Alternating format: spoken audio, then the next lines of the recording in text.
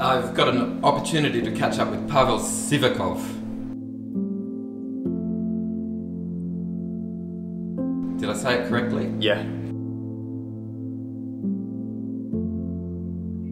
By way of introduction, we could say that you're part of the new generation of Ineos rider. Yeah. You're still young, Yeah. but you're already very accomplished with a top 10 in the Giro and a big reputation. What comes next from you? Yeah, I know. I mean, yeah, it's been great. We've got a really good young squad in the team, like young group. You know, we all grab each other to the top. I would say. You know, when you see somebody like Egan winning the Tour and you are the same age, you're like, maybe I can do it as well one day. Maybe not now, you know, because he's special, I would say. But you know, it's good. It's a great group that we have in the team. What's next for me? I don't know yet. This year my goal would be to get in the Tour squad.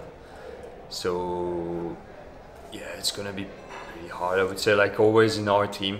You know, when you look at the start list we have every year, is like almost the whole team could be a leader in some other teams. You know, for the moment, like this season, my goal is really to carry on progressing as I did.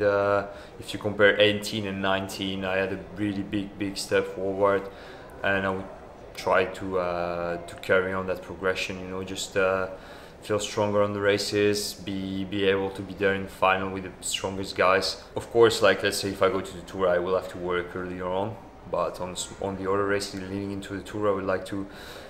Anyway, I will have to confirm on those races to be in the Tour. So no, that's the goal this year. Just carry on that progression. I mean, I'm still young, so yeah, what else can I do? I don't want to stop there.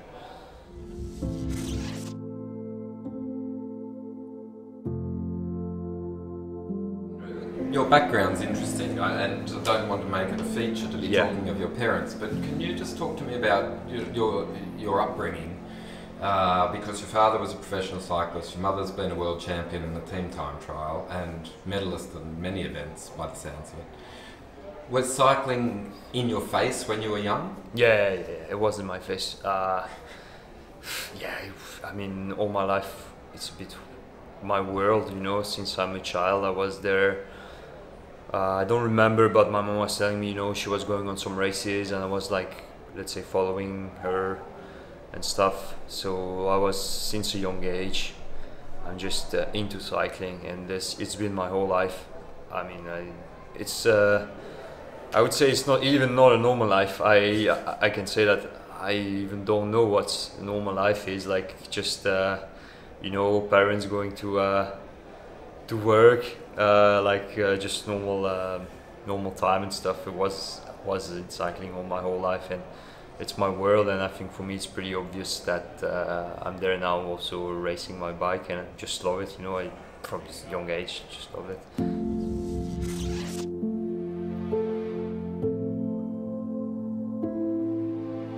I didn't start by cycling though. I did some different sports before to come to it, but when I came to it, it felt to me like that's the sport I'm the best at, and I want to practice. When we talk to professional bike riders, there's inevitably the moment where they talk about, I got my first bike, discovered that I had a bit of talent, and then I won a race, etc., etc. Was it different for you? Did your parents encourage you to cycle, or did they sort of say, look around, see what else you can do? They never told me you have to cycle. I mean, I got my first bike, but I didn't start racing straight away. It took me quite a while actually. Yeah, I did some different sports like judo or basketball, tennis. I was pretty shit at it, but yeah, when I jumped on the bike, I think I was around 13, and I went with a local group ride. You know, I didn't really train or something, and I thought I'm quite good at it, and just carried on, start training, losing weight and stuff, getting better at it, fitter. And now just it started there, I think. And then of course when I got into it, my parents were professionals, so it was an advantage for me. They knew how it works, they knew what I needed to do, how to train, but obviously they never forced me to do something, because they knew that it's such a hard sport that you have to to take it easy as well. Take it easy, do the things step by step, because they went through it. And I think it's even good, you know, when sometimes parents, if they don't know what it takes, they can maybe push their child too much, and then the child is just have enough of it and stop at a young age. And for me, it was not the case.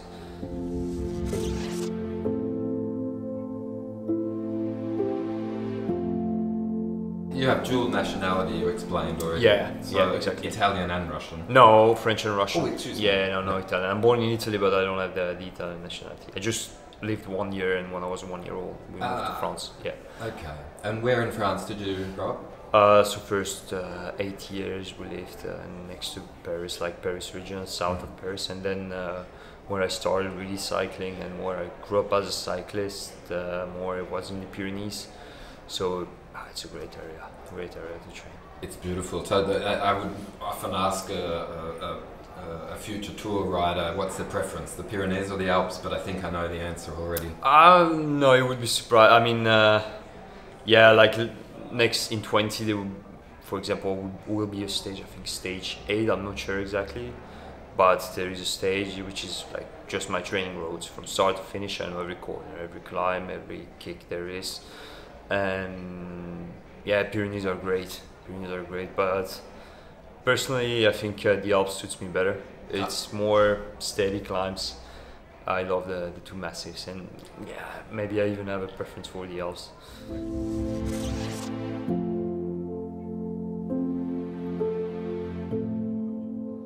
I wonder if you can sort of nominate how you see cycling in 10 years' time. Personally, I think it would be a shame to cancel like long stages, but sometimes you can see stupidly long flat stages. I mean, like if you have a long flat stage finishing with a sprint where you go 100 watts in the wheels for 5 hours and then 20 minutes for gas, this is a bit stupid in my opinion. Not stupid, I mean, but yes, it's not, should be the future. But yeah, I think shorter races sometimes makes even for more enjoyable for the viewers, you know, the spectators. They see there's more action, more drama on the short stages. Yeah, gravel is coming in quite well as well. I think that's a good discipline for the future.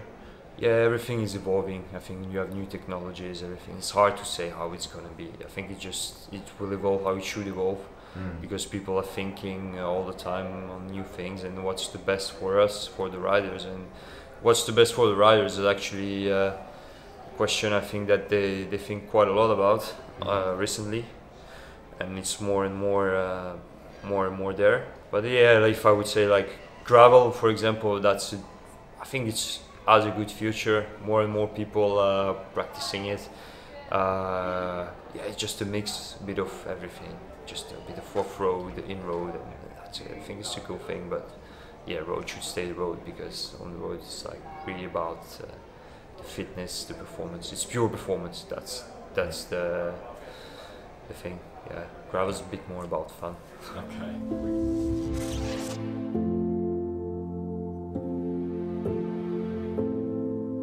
I think if you come from another background, not from the road, it's always an advantage. No matter if you come later or not, it's always an advantage. You got those things that guys like me didn't really learn. Like on the track, you learn really, you know, how to pedal.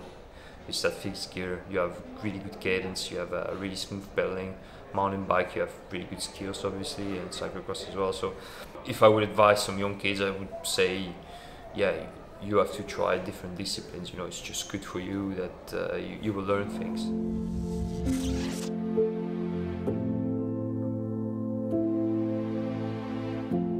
A lot of people are going to talk to you about your teammates. Do you find you're compelled into competition to try and prove yourself against Chris and Geraint and Egan and the superstars that are on the roster, or do you respect their leadership?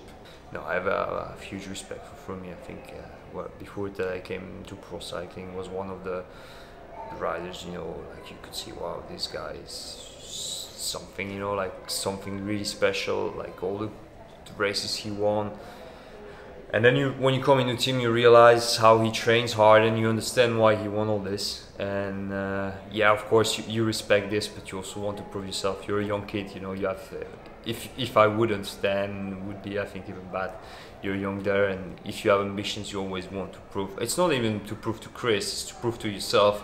You can be there as well, like around him at his level. Egan made the comment last year that when he took the yellow jersey, that it was easier to be a leader because obviously you're the protected rider. Can you make a comment about the difference in how you end a stage race when you're the protected rider, as you were at the Giro, for example, versus when you're, let's say, it's a bad word, but cannon fodder, when you're up the front just pushing it? In my opinion, it's definitely not easier because you've got 7 guys working for you, and you have to you cannot lose. You have these guys and you're like, okay, they did that work for me and now I cannot lose. So mentally it's always really hard, and you always have to think about every detail you do to be there at 100% every day. Now it's hard to be a leader. With the time you just let's say get used to it. You've got your routine. Every time it's getting a bit easier because you know how to do things.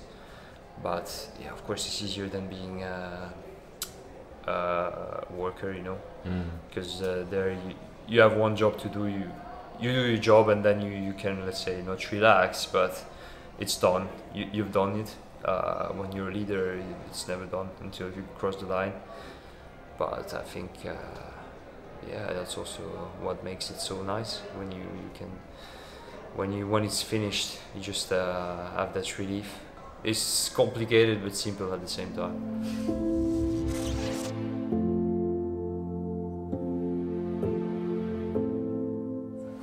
When I spoke with Geraint here just a couple of years ago, we've had a couple of interviews, and one of the consistent themes to me in his commentary about being a bike rider is that the hardest thing of his new job as a GC rider is the diet. Yeah, I agree. 100%. You agree? Yeah, 100%. He gave a funny anecdote where he's getting through the season, he gets the opportunity to have a burger or a pizza. He's halfway through the burger and pizza knowing he wants it, and then he realises he actually doesn't enjoy it. It's not the reward that he thought it would be. Are you a little bit like that? Have you become so used to dieting that it's now... Yeah, I completely understand. It's like 100% the same. We're not light-weighted from nature. We're quite heavy riders. But if we work on our diet really well and we can keep our weight low, then we have I would say, not an advantage, but we got that power and we can climb really well. But it's a really hard thing to do. Yeah, you really have to like, let's say for me, from now on until the end of July, I will have to work on my diet, you know, pretty strictly. Of course, you can have some. You can eat what you want sometimes because otherwise you'll crack. But now the thing is, like you say with the burger, you maybe at the moment it's nice, but then afterwards you regret it, and it's even worse for you. Like you regret it in your head, it's not so nice. So, but yeah, it's kind of, you have to find a balance between, because if you think if you go too far into it, then at one moment you might crack, and if you find a good balance between when you can allow yourself a little pleasure and when you have to be 100% serious, then it's the perfect way. But of course for us, we have to be on it more than some other small climbers, you know, because our body weight is body is bigger and it's much easier to gain some kilos. But always the question is, like, especially arriving in a stage race, will I be on a good weight? You know, that's the hardest thing to get, because going out and doing the hours, the intervals is quite simple to do. But then afterwards, when you're tired mentally and everything, the hardest part is to keep on your diet. And yeah, I agree 100% with him.